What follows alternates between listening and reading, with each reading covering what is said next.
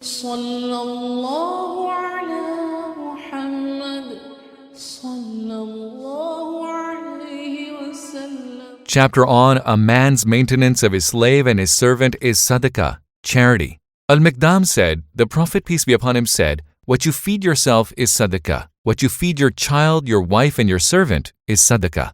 Abu Hurayra said, the Messenger of Allah, peace be upon him, said, the best Sadaqa is that which keeps you free of need. Lest your wife says, spend on me or divorce me. Your slave says, spend on me or sell me. Your child says, on whom do you leave us to rely? The giving hand is better than the receiving hand. Begin with those in your charge. Abu Hurayra said, the Prophet, peace be upon him, commanded Sadaqa. A man said, I have a dinar. He said, spend it on yourself. The man said, I have another. He said, spend it on your wife. The man said, I have another. He said, spend it on your servant, and then you know best whom to help.